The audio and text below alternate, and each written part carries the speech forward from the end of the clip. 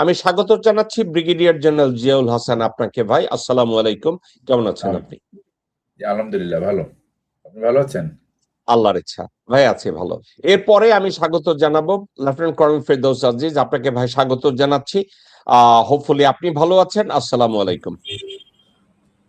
জি, আসসালামু আলাইকুম আপনাকে এবং সহ-আলোচক ব্রিগেডিয়ার জিয়াকে এবং দর্শক শ্রোতাদেরকে। আসসালামু আলাইকুম।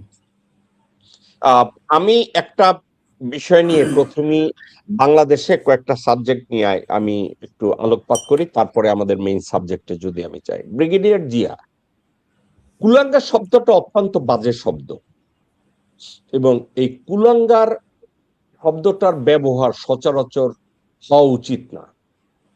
কুলাঙ্গারের শাব্দিক অর্থ আমি বুঝি, আমরা তিনজনে আমরা বুঝি কুলাঙ্গার শব্দের অর্থ কি। অর্থাৎ আমার দাদা কুলাঙ্গার শব্দটাকে বলতো কুপুত্র।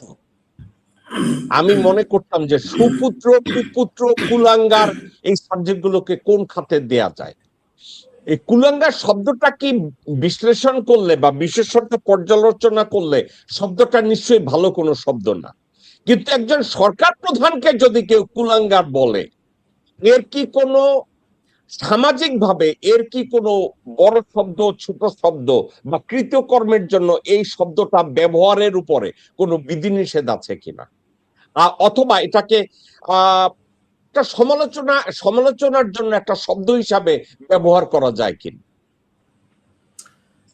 বিসমিল্লাহির রহমানির রহিম। আজকে জ্যাকব মিল্টন ভাইয়ের আপনার শোতে আমাকে আমন্ত্রণ জানানোর জন্য ধন্যবাদ। আর এই সুযোগে আমি আমার সহ আলোচক লেফটেন্যান্ট কর্নেল ফেরদৌস আজিজ এবং আপনার সকল দর্শক শ্রোতাদের সালাম দিয়ে বক্তব্য শুরু করছি। কুলাঙ্গা শব্দটা আমরা ব্যবহার করে আমাদের সমাজে বিভিন্ন ক্ষেত্রে ব্যবহার হয়ে থাকে। ইতিপূর্বে শেখ হাসিনা বহুবার ব্যবহার করেছেন এবং যাদের উদ্দেশ্যে ব্যবহার করেছেন তারাও জানেন এটা। তো এখন ইদানিং যে ব্যাপারটা নিয়ে হইচই শুরু হয়েছে, এটা একটা এতদিন কিন্তু কেউ এটা নিয়ে কথা বলে নাই, যেহেতু এখন সুযোগ এসছে কথা বলছে। এবং মনে করি যে ব্যক্তিগতভাবে মনে করি যে যে কোনো একজন দেশের প্রধানমন্ত্রী কে তার সম্মান সূচক তাকে প্রয়োজনীয় সম্মান দেখিয়ে যে শব্দটা তার জন্য হয়তো প্রযোজ্য সেটাই করা উচিত। এখন রাজনীতির মাঠে বক্তব্য দিয়েছেন যিনি, উনি ব্যাখ্যা দিয়েছেন এটা, উনি অলরেডি এটার ব্যাপারে, এবং উনি এটাও বলেছেন যে ওনার বিরুদ্ধে যে ধরনের জনমত তৈরি করার চেষ্টা করা হচ্ছে বা যাদেরকে উস্কিয়ে দেওয়া হচ্ছে তার নিরাপত্তা বিঘ্নিত করার জন্য, আমার মনে হয় যে এই ধরনের যদি একজন রাজনীতিক আরেকজন রাজনীতিকের বিরুদ্ধে যদি এরকম ভাবে উস্কে দেওয়ার প্রবণতা চালু রাখে, তাহলে আর আমরা রাজনীতির সেই সুস্থ ধারাটা ফেরত পাবো না।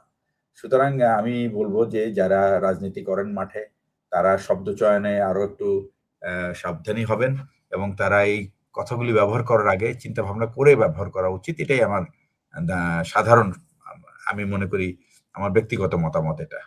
এখন উনি কেন এটা ব্যবহার করেছেন আর এটার ব্যবহার করাটা কতটুকু যুক্তিযুক্ত হয়েছে, পুরো বিষয়টা কিন্তু যিনি ব্যবহার করেছেন তার তার কাঁধেই বর্তায় এবং তিনি এটার প্রপার ব্যাখ্যা দিতে পারবেন।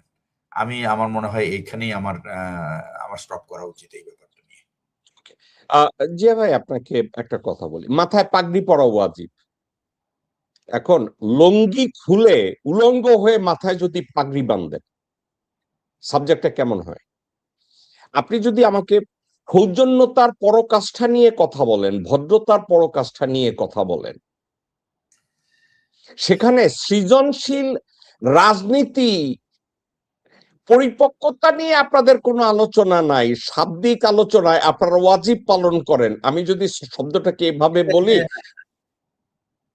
মানে এটা আমি একমত সাবজেক্টটা আপনার সাথে, এটা আমি একমত যে রাজনীতিতে গুণগত বিষয়গুলি আলাপ আলোচনা বাদ দিয়ে আপনি একটা খুব পেরিফেরিয়াল ইস্যু নিয়ে, খুবই একটা ছোটখাটো ব্যাপার নিয়ে এটা বড় লঙ্কা কাণ্ড বাঁধানোর এবং সেটা দিয়ে আপনার দুর্বলতা ঢাকার চেষ্টা, এটা ঠিক না। এটা মানুষ বোঝে। সুতরাং এই ব্যাপারটা যতই যেটাই যাই উস্কে দেওয়ার চেষ্টা করুক। আর এই যে যিনি বলেছেন, গতকালকে কিন্তু আমি রাশেদ প্রধানের পুরো বক্তব্যটা শুনেছি এবং উনি বলেছেন যে ভদ্রলোক উস্কে দিচ্ছেন উনি কিন্তু আমার পাশেই ছিলেন আমরা 17 বছর যে রাজনীতিতে যে রাস্তায় ছিলাম, সেই রাস্তার কিন্তু উনি একজন আমার সহযোদ্ধা। কিন্তু উনার কাছে উনি এর আগে বহু গালিগালাজ শুনেছেন অনেকের কাছ থেকে, সেগুলি তার গায়ে লাগে নাই। কিন্তু এখন উনি যদি উস্কে দিয়ে মনে করেন, ওনাকে প্রশ্ন করেছিল যে আপনার বিরুদ্ধে যে এরকম ভাবে উস্কে বা মানুষ যদি এরকম ক্ষেপে গিয়ে যদি কিছু আক্রমণ করে ফিজিক্যালি, তাহলে কি করবেন? বলে কি করার আছে, আর আমি তো এমপিও না, আমি তো পুলিশও না, আমার সরকারের প্রশাসনও নাই আমার সাথে, সুতরাং আমি একজন রাজনীতিবিদ, মাঠে আমি রাস্তায় রাজনীতি করি, তো যদি কেউ মেরে দেয় তাহলে আর বড় তো কি করব, যে চিকিৎসা নিব, চেষ্টা করব সুস্থ হয়ে। আর যদি মনে করেন যে সেই আমাকে যদি একেবারে দুনিয়া থেকে তুলে দেওয়া হয়, বলে এটার জন্য আর ভয় পাই না, কারণ আমি তো আমার সেকেন্ড লাইফ লিড করছি। উনি এই কথাটাই বলেছেন যে আমি দেখেন, আমি যখন বলে যে 19শে জুলাই বা এরকম একটা সময়, অথবা 23শে জুলাই, আমার সামনে বলে আমার পাশের ব্যক্তি গুলি খেয়ে পড়ে গেল, আমার সামনে একটা অল্প বয়সী একটা বাচ্চা গুলি খেয়ে গেল, ওই গুলিগুলিতে আমাকেও লাগতে পারতো, আমি তো তখন ওইখানেই শেষ হয়ে যেতাম, তাহলে এগুলির তো কোনো ব্যাপারই ছিল না। সুতরাং আমি মনে করি যে এটা আল্লাহ আমাকে দ্বিতীয় জীবন দিয়েছে, এই দ্বিতীয় জীবনের জন্য আমি আর ওই জান হারানোর ভয়ে উচিত কথা বলবো না, এটা আমি এই শিক্ষা, রাজনৈতিক শিক্ষা আমার নাই। সুতরাং যেটা আমি মনে করবো, আমার বিবেক বুদ্ধি বিবেচনা যা বলে, যদি যেটা সঠিক মনে করে আমি সেটাই বলবো, এবং এটার জন্য যদি আমাকে দুনিয়া থেকে চলেও যেতে হয়, এটা আমার খুব একটা মানে আমার কোনো পরোয়া নাই, কারণ আমি I am leading my second life. এটাই হলো ওনার। ব্রিগেডিয়ার জি, আপনার কি আমার মনে হয় যে বাংলাদেশের প্রকৃত সমস্যাটাকে পাশে ঠেলে দিয়ে অপ্রয়োজনীয় ইডিওটিক কিছু শব্দকে সামনে আনা হচ্ছে, যেটা ভারতীয় আধিপত্যবাদের একটা টুলস হিসাবে গত 18 বছর কাজে লেগেছে?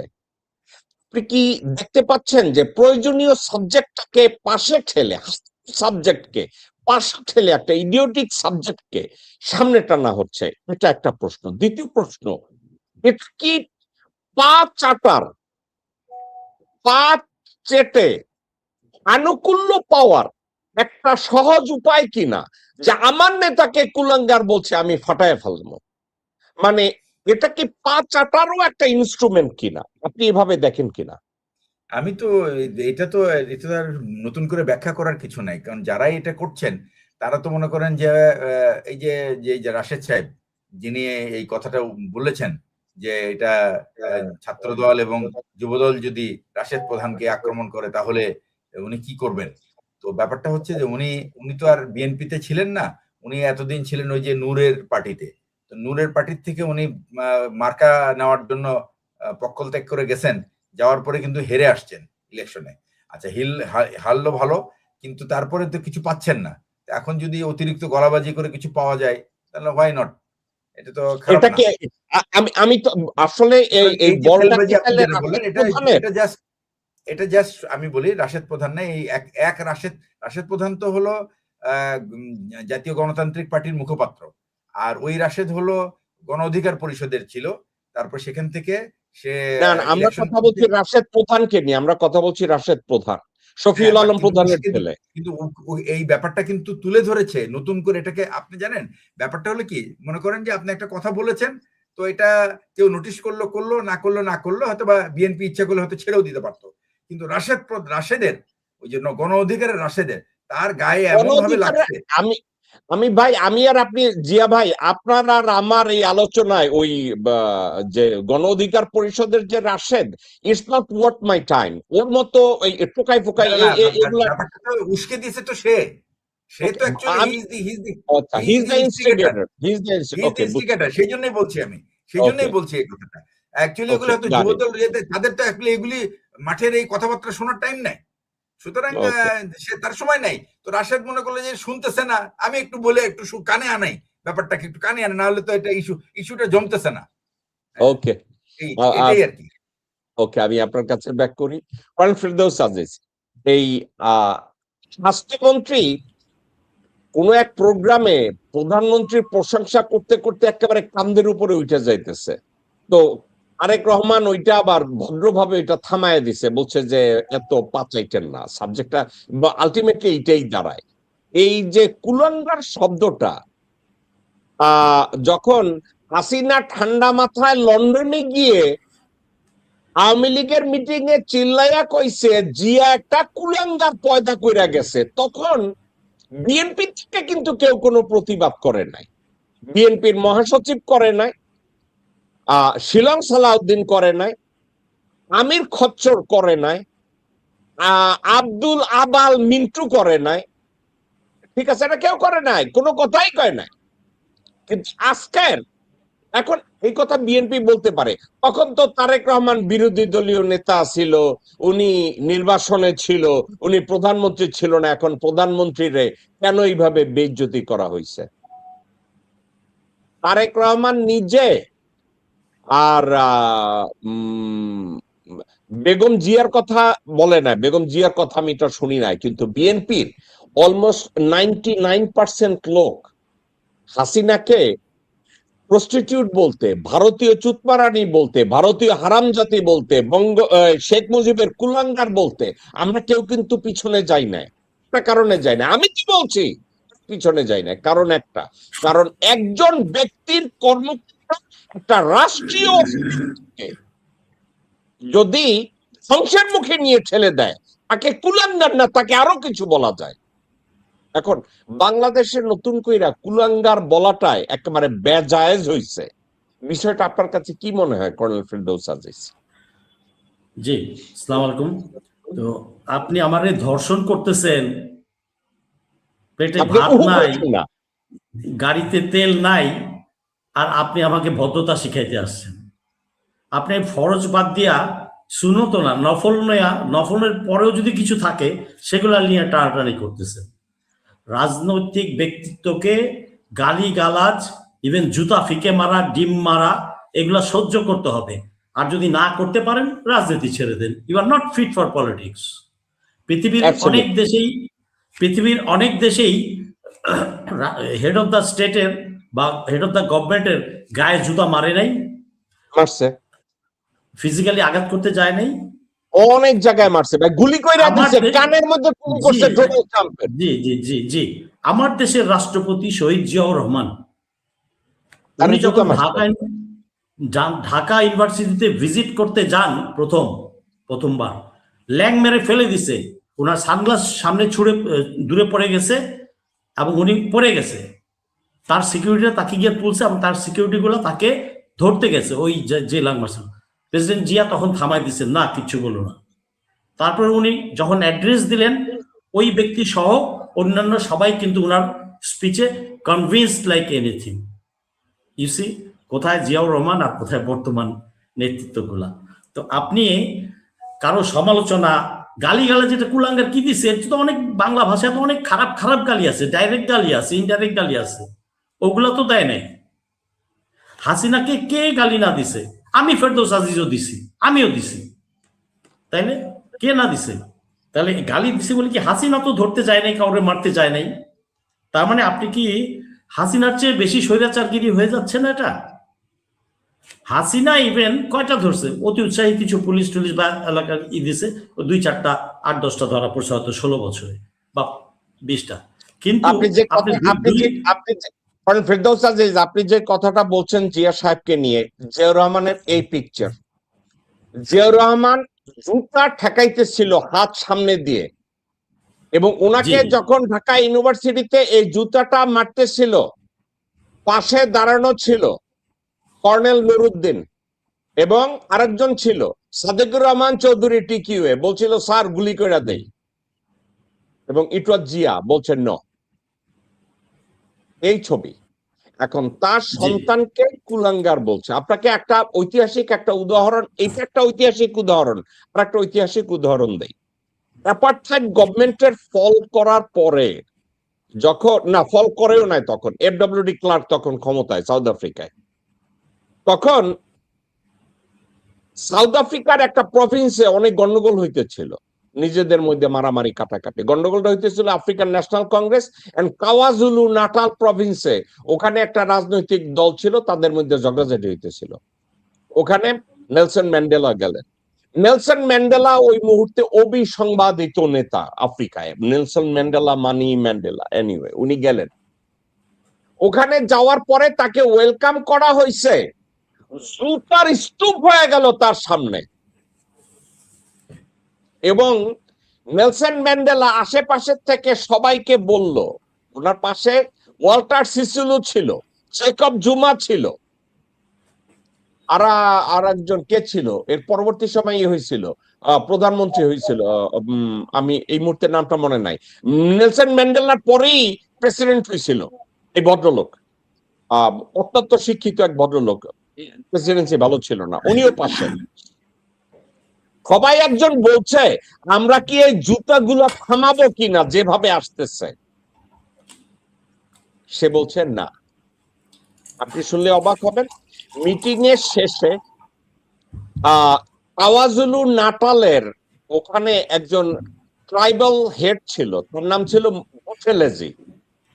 বুথেলেজি রুমের মধ্যে ঢোকার সময় ম্যান্ডেলাকে অ্যাড্রেস করছে যে you son of a bitch, you went against Zulu people, we cannot support you. Nelson Mandela আস্তে করে বলছে, আমি আর আপনি যদি আলোচনা করি, আমার সম্পর্কে আপনার যেই ধ্যান ধারণা আমি এটা পরিবর্তন করতে পারবো। আমি আপনাকে চা খাওয়ার আমন্ত্রণ জানাচ্ছি। আমি যদি কার সন্তান হই, আসুন আমরা এটা নিয়ে আলোচনা করি। এখন বাংলাদেশের মতো জায়গায় এই সৃজনশীল রাজনীতি বা রাজনৈতিক সংলাপ আমরা তো আমাদের মধ্যে দেখি না, এর তো উপস্থিতি নাই, প্রাতিষ্ঠানিক রাজনীতি নাই। আমরা সৌজন্যতা বোধ নিয়ে কথা বলি। আমি সৌজন্যতা বোধ কি ওই দিন শেষ হয় না যেদিন একটা মানুষকে খুন করার পরে মুজিব শেখ সংসদে গিয়ে বলছে কোথায় সেই সিরাজ সিকদার? ওইটা কি সৌজন্যতা বোধ ছিল? আমি তো ওখানে সৌজন্যতা বোধের কিছু দেখি নাই। আজকের আপনি বলছেন একটু আগে কর্নেল ফেরদৌস আজিজ যে আপনি কি হাসিনা তো আমাদের বিরুদ্ধে লাগে নাই, না হাসিনা শুধু লাগে নাই না, হাসিনা আইন কইরা লাগছিল, একেবারে ডিজিটাল সিকিউরিটি অ্যাক্ট দিয়ে তারে গালি দিলে। তো এখন তারেক রহমান যদি এইটা করতে চায় যে আমি ডিজিটাল সিকিউরিটি অ্যাক্টে আবার ই করি, ওটাকে কি বলে, ইনঅ্যাক্ট করে কইরা বলি যে আমারে কুলাঙ্গার না, আমারে কেউ তারেক রহমান কইলেও তারে আজতে ঢুকাই দেবো, that's the right things to do. মানে আপনার কি মনে হয় তাহলে আমরা তো ধীরে ধীরে ওই হাসিনার শাসনেই যাইতেছি? আমরা এই মুহূর্তে যেখানে দাঁড়াই আছি, হাসিনার শোষণের সময় অ্যাটলিস্ট আওয়ামী লীগের লোকজনরা বেনিফিট পাইছে, এখন তো দেখা যায় বিএনপি অনেকেই বেনিফিট পাইতেছে না।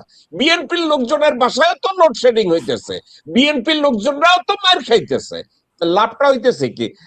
তারেক রহমান তো বিএনপির লোকজনদেরকেও করে না, কারণ এখন বিএনপিতে জয় জয়কার হয়েছে ভারতপন্থীদের। আমি তো এর বাইরে আর এই সাবজেক্ট নিয়ে আর কিছু বলার দেখি না। আপনি যদি শেষ কিছু বলতে চান করেন ফেরদৌস আজিজ। জি, বিএনপির জয় জয়কার হয়েছে ভারতপন্থীদের। বিএনপি একটি দেশপ্রেমিক দল, ওদের সাথে 16 বছর আমি মাঠে ছিলাম, কিন্তু আজকে এই দেশপ্রেমিক ত্যাগী এবং নির্যাতিত নেতাকর্মীরা ফ্রন্ট লাইনে নাই, নাই, সত্যি কথা নাই।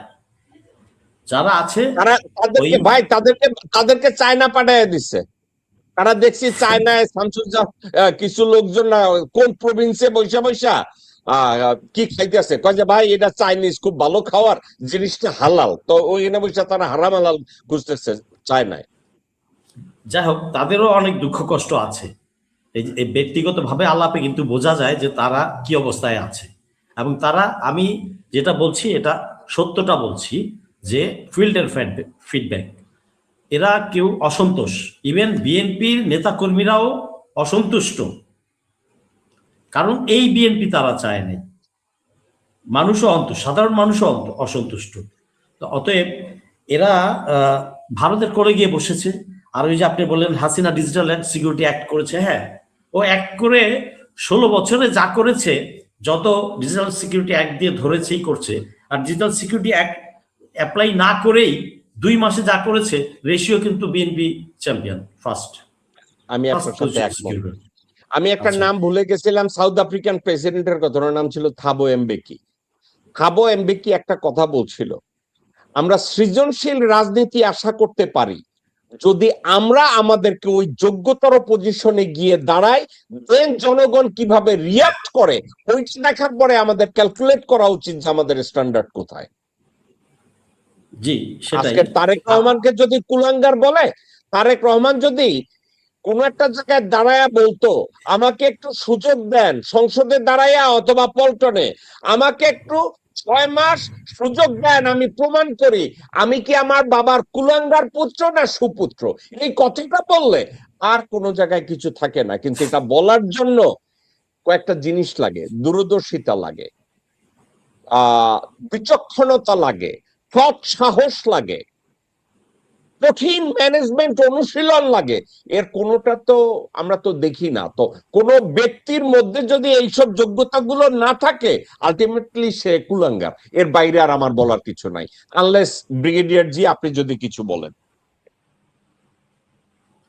না, আমি আসলে এটা নিয়ে কেউ একটা কিছু বলতে চাচ্ছি না, বাট আমার মনে হয় আমাদের নেক্সট পয়েন্ট যেটা, বা যে যে ব্যাপারটা নিয়ে আপনার শুরু করেছিলেন, যে আমরা কি আসলে হাসিনার আমলে ফেরত যাচ্ছি কিনা, এটা কিন্তু অলরেডি আমি আজকে আমি একটা লেখা দিয়েছি, এখনো পাবলিশ হয় না এখানে। আমি ওখানে বলেছি যে অ্যাকচুয়ালি এই পুরো ব্যাপারটায় যে হাসিনা পথ অনুসরণ করলে যে ক্ষমতার স্বাদ পাওয়া যায়, এবং এই ক্ষমতাকে পাকাপোক্ত করার জন্য যে এটা প্রয়োজন, এটা নিশ্চয়ই ভুলভাবে কেউ বুঝিয়েছেন। তবে আমি একটা কথা আমি আপনার অনুষ্ঠানের মধ্যে বলতে চাই, যে হাসিনার যে অবস্থাটা হয়েছে এখন, এই অবস্থাটা হয়েছে কিন্তু এই সমস্ত বিলগুলি যথাসময়ে না আনার কারণে। মানবাধিকার বিলটা যদি সে ঠিক মতো আনতো, এবং মানবাধিকার লঙ্ঘন হলে যারা দায়ী তাদের বিরুদ্ধে তদন্তের অধিকারটা যদি মানবাধিকার কমিশনকে পুরোপুরি দিয়ে দিত, আর গুম যেহেতু সে করে যাচ্ছিল, সুতরাং আমি ধরে নিলাম যে গুমের আইন সে করবে না। কিন্তু ইন্টারিম সব গভর্নমেন্ট আসার পরে বাংলাদেশের প্রায় 2.5 থেকে 3,000 মানুষ গুম, তার মধ্যে অ্যাটলিস্ট 674 জন হলো শুধুমাত্র বিএনপির সেই বাঘা বাঘা নেতা, বড় বড় নেতা, যাদের নাম আমরা সবসময় আমরা দেখেছি, টিভি স্ক্রল বারে থেকে শুরু করে বিভিন্ন অনুষ্ঠানে দেখেছি। তাদের গুমকে প্রতিরোধ করার জন্য, বা তাদেরকে যারা গুম করেছে তাদের বিরুদ্ধে যেন তদন্ত না করা হয়, এই বিলটা কিভাবে বিএনপি ইন্ট্রোডিউস করতে পারলো, বা এটা কিভাবে বাতিল করতে পারলো, এটা একটা বিরাট একটা প্রশ্ন কিন্তু। তো এটাই বোঝা যাচ্ছে। এটা জিয়া ভাই, এটা কি বিএনপির উদারতা হইতে পারে না যে আমরা গুম করলেও যা করলে মাফ করে দিলাম? না, এটা ঠিক তা না। আর এটা হলো যে এটা নিশ্চয়ই কোনো, এটা বিএনপির, আমি বলবো বিএনপির স্বাভাবিক বুদ্ধিতে বিএনপি কখনোই এটা করতে পারে না। কারণ বিএনপি তো একটা পলিটিক্যাল পার্টি, তার তো হাজার হাজার লাখ লাখ কর্মী আছে। আজকে এই দলটা যদি এলোমেলো হয়ে যায়, তাদের ভুল কর্মকাণ্ডে, এটার জন্য দায়ভার কিন্তু সম্পূর্ণভাবে পড়বে উপরের 3টা মানুষের প্রতি, কোনো সন্দেহ নাই, উপরের 3টা মানুষের প্রতি। এবং বিএনপির কর্মীরা কিন্তু এখন ঠিক তারা বারুদের মুখ উপরে দাঁড়িয়ে আছে। ওই তিনটা মানুষ কে ভাই? না, ওই নেতৃত্ব, যে টপ 3 জন যারা যারা যারা এই দায়িত্ব নিছে এই কাজগুলি করার, তার মধ্যে একটা তো স্বরাষ্ট্রমন্ত্রী নিজেই, যিনি আইনের লোক হয়েও আইনের লোক, ভালো কথা, কিন্তু তার আইন মন্ত্রণালয়ে তার অধীনে না থাকার পরেও উনি আইনের বিষয় নিয়ে নাড়াচাড়া করেন ব্যস্ত। এবং নেক্সট হলো আইনমন্ত্রী, যে জেনে শুনে এই কাজটা করছে, কারণ এই অধ্যাদেশগুলি কিন্তু আইনমন্ত্রীর সময় এগুলি ড্রাফট করে গভর্নমেন্টের অধ্যাদেশ আকারে পাবলিশড হয়েছে। সুতরাং তাহলে সে কিন্তু অ্যাটর্নি জেনারেল ছিল, সে অ্যাটর্নি জেনারেল হিসেবে তার মানে এই বিলগুলির পক্ষে সে মত দিয়েছে।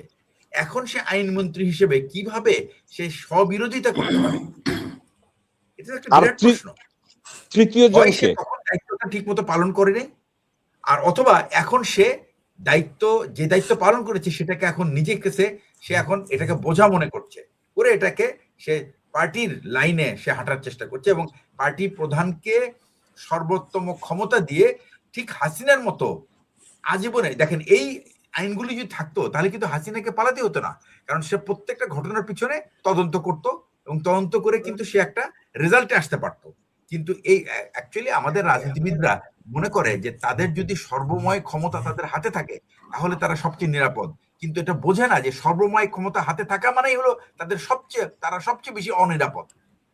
তত তাদের অপরাধের বা তাদের দোষ করার সম্ভাবনা সবচেয়ে বেশি বেড়ে যায় এই জিনিস, এবং তখন তারা সবকিছু দায়ভার তাদের ঘাড়ে গিয়ে পড়ে এই জিনিস। আচ্ছা, আরেকটা ব্যাপার আমি আপনাকে বলি, কয়েকটা কমিটি, টোটাল 3টা মানে বিল তারা যে তিনটা না, বিল একেবারে জিয়া ভাই, আপনি আরেকজন লোকের কথা বলেন নাই, আপনি শিলং সালাউদ্দিন বলছেন আর আসাদুজ্জামান বলছেন। আসাদুজ্জামান এবং আমির খসরু, এবং আমি বলবো আরেকটা মানুষ আছে, সেটা হচ্ছে আপনার মির্জা ফখরুল। উনি তো হলেন সবচেয়ে প্রজ্ঞাবান রাজনীতিবিদ ওখানে। উনি কিন্তু বলতে পারেন যে দেখেন এই সমস্ত আইন না থাকার কারণে কিন্তু হাসিনাকে পালাইতে হয়েছে, সুতরাং এই আইনগুলি থাকলে আমরা we will remain within the bound of law. এবং এই জিনিসটা কিন্তু বোঝে না, আইন থাকলে এটা রাজনীতিবিদদেরকে প্রোটেক্ট করে, এটা তাদেরকে অনিরাপদ করে না। জিয়া ভাই, অত্যন্ত শ্রদ্ধার সাথে আপনাকে আমি এমনি বলছি, মানে আমার আর আপনার এক্ষেত্রে আমরা আজকের আপনার কাছ থেকে, ফেরদৌস আজিজ ভাইয়ের কাছ থেকে একটু নিরপেক্ষ কথা আমরা শুনবো। আমি যদি আপনাকে জিজ্ঞাসা করি, আপনি যে তিনজন মানুষের কথা বলছেন, আসাদুজ্জামান খানকে আমি বলি, আসাদুজ্জামান একে আপনি ধরেন থার্ড গ্রেড নেতা, তাকে আমি নেতা বলি না, সে বোধহয় ওই নেতার C- ক্লাসিফিকেশনে আসে, ওর এটাই নেন না। কিন্তু অন্য যে তিনজনের কথা আপনি বলছেন, সালাউদ্দিন আহমেদ, আমির খসরু মাহমুদ চৌধুরী এবং মির্জা ফখরুল, আপনি কি এই তিনজনের কাছ থেকে জাতীয়তাবাদী দলের জাতীয়তাবাদ বা বাংলাদেশের প্রতি নিরঙ্কুশ আনুগত্য বা তাদের দ্বারা গত 17 বছরে হাসিনাকে ক্ষমতার থেকে থাকতে হবে এমন কোনো কিছু এই তিন ব্যক্তির মধ্যে কখনো আপনি দেখছেন কিনা? না, নাই। তিন ব্যক্তির মধ্যে আমরা তো তাদের ফেইলিয়ার আমরা জানি, এবং এটা তাদের ভাই, ফেইলিয়ারের কারণ একটা হচ্ছে ফেলিউর, আর একটা হচ্ছে I am going to fail because I don't want to pass. I don't want to become successful. I want to fail. এটা আমি কম্প্রোমাইজ করে জিনিসকে 15 থেকে 16 বছর দেশবাসীকে ভারতীয় আধিপত্যবাদের মধ্যে রাইখা গুম খুন সবকিছুকে ওনারা হালাল করে দিছে।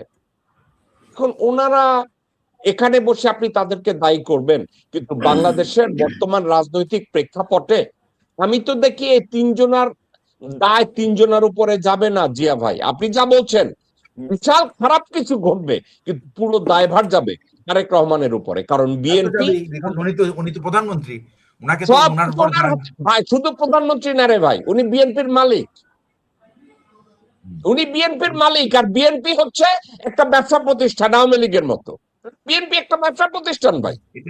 এটা তো আমি সবসময় বলি যে বাংলাদেশের দুইটা রাজনৈতিক দল মনে করে তারা এটাই তাদের পৈতৃক সম্পত্তি, এটা একটা দোকান, এই দোকানে হলো বাকি সব নেতা ফেতারা, এরা হলো কর্মচারী এবং এরা বেতনভুক্ত কর্মচারী, যার ফলে এদের কোনো আদর্শ নাই, এদের কোনো ভয়েস নাই, এদের কোনো শীত দ্বারা নাই, এদের কোনো সাহস নাই যে কোনটা ভুল আর কোনটা ঠিক এই বলার সাহস তাদের নাই, এবং এই কালচারও তাদের মধ্যে নাই।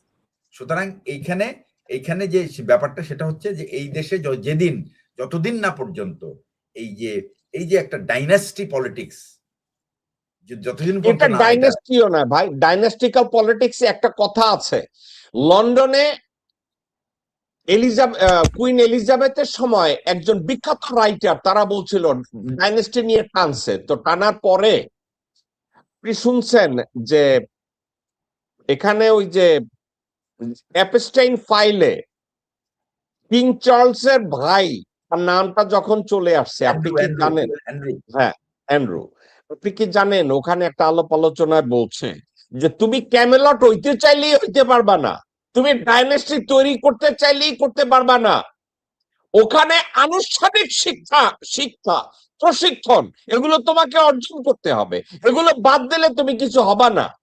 একটা কথা আপনি জানেন খুব ভালো কইরা, প্রিন্স চার্লস শিক্ষিত, সে আর্মিতে সার্ভ করা, সে প্যারাট্রুপার হিসেবে সার্ভ করা, সে ফাইটার প্লেন চালানো বিখ্যাত একজন ফাইটার। সে তারপরে সে প্রমাণ করছে যে আমি রাজার উত্তরাধিকার, আমি কুলাঙ্গার না। এখন আপনি যদি এই নারায়ণ চন্দ্র পালের বংশধর মুজিবের মাইয়া হাসিনা তারে যদি কোন ক্যামেলট ভাই, তাহলে তো আপনি ক্যামেলটের ধর্ষণ করে দিলেন। আমনে যদি এই মজুমদার পরিবারের কেউ ডাইকাই না কোন ক্যামেলট, তাহলে তো আপনি ক্যামেলটকে ধর্ষণ করে দিলেন। আমি ওইখানে কোনো ক্যামেলট দেখি না, ওখানে কোনো ডাইনেস্টি দেখি না, ওখানে আমি দেখি হুবরি। ওখানে যা দেখি এগুলো হচ্ছে পুরোপুরি হুবরি। আমরা সাবজেক্টটা চেঞ্জ করি। কর্নেল ফেরদৌস আজিজ, এই প্রসঙ্গে আপনি কিছু একটা বলতে চাচ্ছিলেন, আপনাকে আমি শেষ করতে দিয়ে আমরা অন্য বিষয়ে যাই। আমি আর ব্রিগেডিয়ার জিয়া কথা বলছিলাম, বিএনপি বা আওয়ামী লীগ এরা কোনো রাজনৈতিক দল না, এটা একটা ব্যবসা প্রতিষ্ঠান। আর নেতা কর্মী যারা আছে এরা সব চাকর বাকর। তো জিয়া ভাই বলছে যে জেকব এরা হয়তো একটা ডাইনেস্টি। আমি কইছি ডাইনেস্টি কইেন না, কারণ ডাইনেস্টি কইতে গেলে অনেক লেখাপড়া লাগে, অনেক ট্রেনিং লাগে, প্রমাণ করতে হয় যে তারা কুলাঙ্গার না।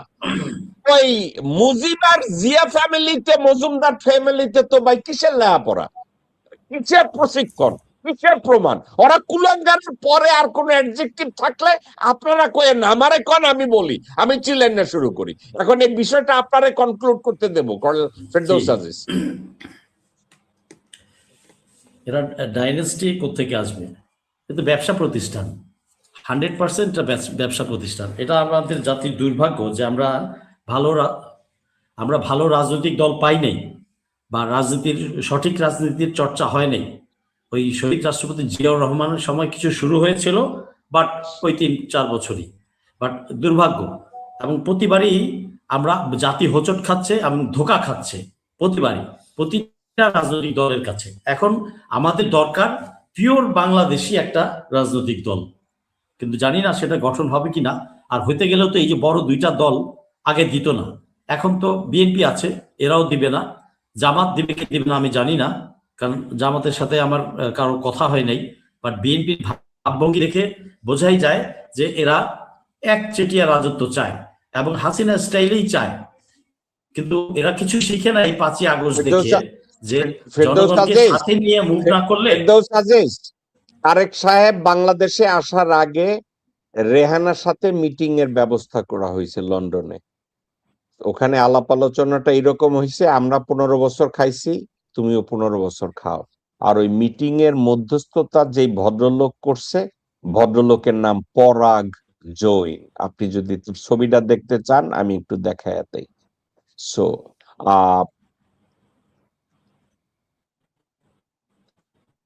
এই এক ভদ্রলোক ওই মিটিংটার মধ্যস্থতা করছে এবং আলাপ আলোচনায় 15 বছর হাসিনা খাইছে এই লোক ছিল মধ্যস্থতা করছে। সো এখন তাদেরকে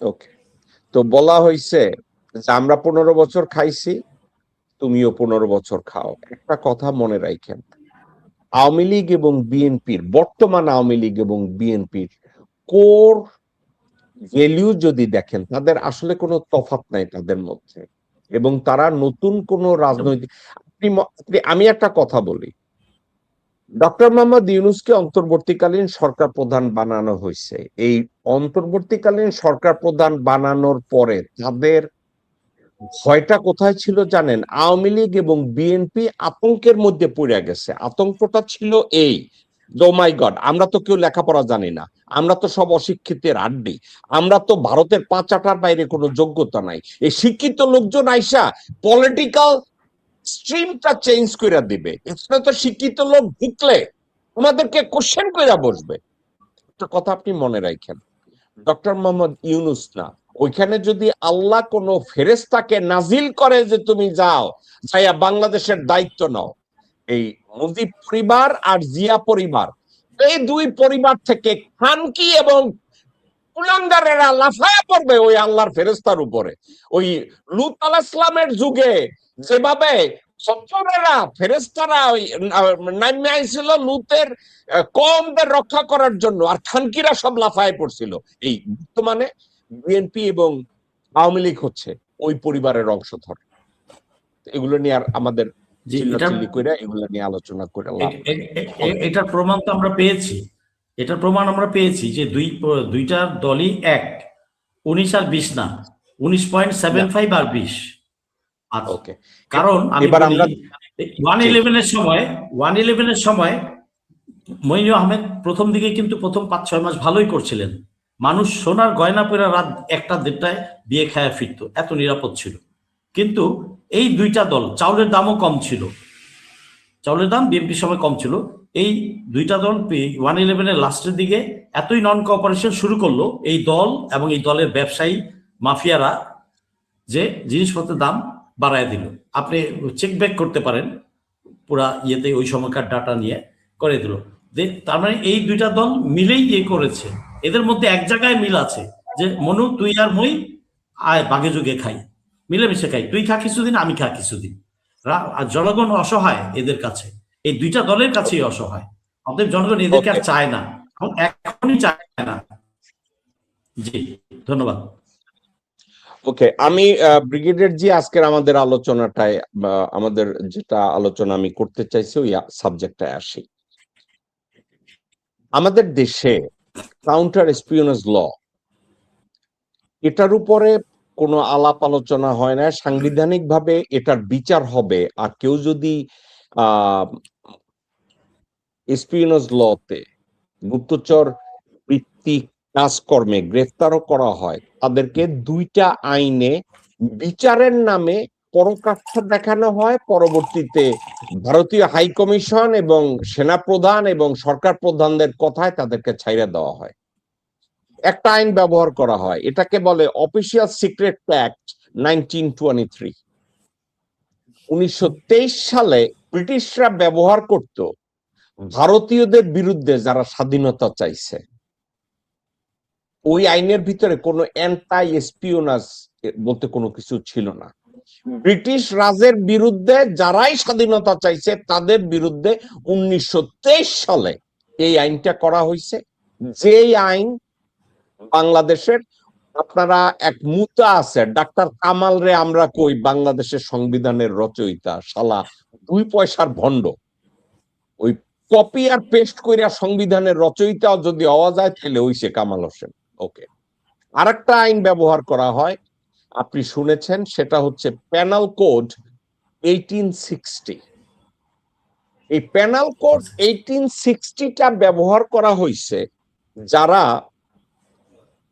ব্রিটিশদের এগেনস্টে আত্মঘাতী হামলা করতে গেছে, ওই যে বোমাবাজি কইরা উড়াইয়া দিবে, ক্ষুদিরামের মতো লোকজন, আরো লোকজন কারা কারা কোন জায়গায় কি করছে, তাদের উপরে এই আইনটা ব্যবহার করা হয়েছে। এবং আরেকটা করা হয়েছে, ব্রিটিশ রাজ যদি কোনো জায়গায় গিয়ে কোনো কথা বলে, সেখানে যদি কেউ অরাজকতা তৈরি করে, তখন এই 1860 পেনাল কোড ব্যবহার করা হয়েছে।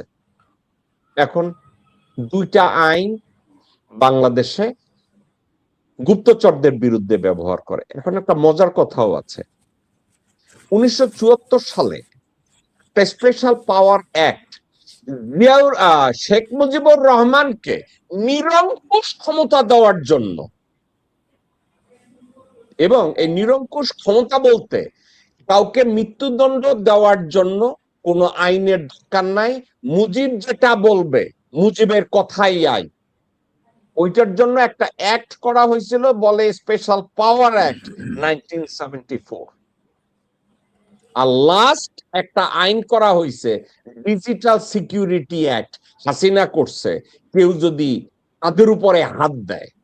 এই তাইলে আমি আর আপনি এবং কর্নেল ফেরদৌস আজিজ যদি বিবেচনা করি সত্যিকার অর্থে 1971 সালের 16ই ডিসেম্বরের পর থেকে, 72-এ তো সংবিধান হয়েছে, সেই থেকে আজ অবধি বাংলাদেশে কাউন্টার স্পিওনাজ ল এর কোনো ড্রাফট তৈরি করা হয় নাই। এটা নিয়ে সংসদে কোনো আলাপ আলোচনা করা হয় নাই। এটা নিয়ে মন্ত্রীরা প্রধানমন্ত্রীর সাথে আলোচনা করে নাই, ক্যাবিনেটে আলাপ আলোচনা করে নাই। এটা নিয়ে সুশীল সমাজে কোনো ডায়লগ তৈরি হয় নাই। বিশ্ববিদ্যালয়ের শিক্ষকরা কখনো প্রয়োজনীয়তা ফিল করে নাই। দেশের সচেতন জনগোষ্ঠী যারা নিজেদেরকে দাবি করে বুদ্ধিজীবী, তারা কখনো বলে নাই এই আইনটার দরকার আছে। ব্রিগেডিয়ার জিয়া, আপনি একজন শিক্ষিত সচেতন বাংলাদেশী নাগরিক এবং আপনি প্রশিক্ষণপ্রাপ্ত সশস্ত্র বাহিনীর একজন অফিসার। একটা রাষ্ট্রের অস্তিত্ব রক্ষার্থে এই আইনটা কতটা জরুরি, কাউন্টার স্পিওনেজ ল, এটা কেন জরুরি? প্রথম কথা হচ্ছে যে প্রশ্নটা তো খুবই, আইনটা তো খুবই জরুরি, কিন্তু আপনি যে আইনের কথা আপনি বলছেন, যে আপনি যে প্রয়োজনটা তুলে ধরছেন, বাংলাদেশের রাজনীতিবিদরা যারা যারা দেশ চালায়, দেশ রাষ্ট্রনায়ক বলতে যেটা বুঝি আর কি, রাষ্ট্রনায়কদের তো প্রথমে বুঝতে হবে যে আসলে কি তাদের তাদের দেশের নিরাপত্তার যে যে নাজুকতা বা সেন্সিটিভিটি, সেটা আসলে তারা বোঝেন কিনা। বিকজ একটা দেশের যেটা আমি আমি আপনাকে যেটা যে কথাটা আমি বলি, যে সেটা হচ্ছে যে বাংলাদেশের যে রাজনীতিবিদরা গত 90 সালের পর থেকে, আমি তার আগেরটা বাদ দিলাম, 90 সালের পর থেকে আমরা বলি যে এটা গণতান্ত্রিক উত্তরণ হয়েছে, এতে তো গণতন্ত্র বলতে তো মনে করেন মুখে ফেনা উঠে যায়, মানে গণতন্ত্র ভাষায় দিচ্ছে আর কি, এরকম একটা অবস্থা। কিন্তু তারপরে যা কিছু করে সব হলো টুটি চেপা গণতন্ত্র। মানে গণতন্ত্র কিন্তু টুটিতে চেপা থাকবে আর কি, কথা বলতে পারবা না, মুখে টেপ থাকবে, হাতে কড়ি থাকবে, বেড়ি থাকবে, পায়ে বেড়ি থাকবে, কিন্তু তুমি গণতন্ত্র। হ্যাঁ, এইটাই হলো আপনার গণতন্ত্র বলতে। আমাদের রাজনীতিবিদরা যেটা বোঝে সেটা হচ্ছে যে সিভিলিয়ান সরকার প্রধান থাকবে, এবং সেই সরকার প্রধান এই প্রশাসন এবং বাকি যাদেরকে মিলিয়ে চুলে লুটপাট করে খাবে, কেউ কিছু প্রশ্ন তুলতে পারবে না। এটাই হলো গণতন্ত্র, সবাই মিলে খাবো আমরা, এটাই হলো গণতন্ত্র। দেশের জনগণ গোল্লায় যাক। আচ্ছা, এখন আমি আপনাকে বলি, ভারত যে অ্যাকচুয়ালি, মানে আসলে সবাই বলে যে ভারত একটা বড় দেশ, এই সেই হ্যান ত্যান, আমরা তো পারবো না ইত্যাদি, কিন্তু প্রশ্ন তো সেটা না। প্রশ্নটা হচ্ছে যে আমি একটা স্বাধীন দেশ হিসেবে আমার একটা নিজস্ব স্বকীয়তা থাকা দরকার, আমার নিজস্ব চিন্তা ভাবনা থাকা দরকার, আমার একটা রাষ্ট্রীয় কৌশল থাকবে। সে কৌশল কি? কৌশলটা হলো রাষ্ট্রের বাউন্ডারিটিকে প্রোটেক্ট করা। এই বাউন্ডারিটা প্রোটেক্ট করার জন্য আমার কি কি তথ্য, আমার পটেনশিয়াল শত্রু, যেটা সম্ভাবনাময় শত্রু, যে সে জানতে চাইবে বা জানতে চেষ্টা করবে, সেগুলিকে আমার প্রোটেক্ট করতে হবে। এই প্রয়োজনটা যদি আপনি না বোঝেন, তাহলে এই আইনের প্রশ্নই আসে না। এই প্রয়োজনটা তো প্রথম বুঝতে হবে। তো আমি একটা রিপোর্ট, আমি আপনাকে একটা ছোট্ট কয়েকটা অংশ তুলে ধরেছি, জাস্ট দুইটা তিনটা চুম্বক অংশ আর কি। সেটা হলো ভারতকে নিয়ে, মানে ব্যাপারটা হলো কি, ভারত ভীতি সিনড্রোম। আমি এটাকে বিএনপির যে এখন যারা কাঁপুনিতে, মানে কাঁপাকাঁপি করছে আর কি, শাসন ব্যবস্থার বিভিন্ন রকম আইন কানুন প্রণয়ন করার ব্যাপারে এবং ভারতকে সর্বোচ্চ ছাড় দেওয়ার ব্যাপারে, তাদের হলো এই, আমি আসলে তারা একটা এই সিনড্রোমে তারা ভুগছে।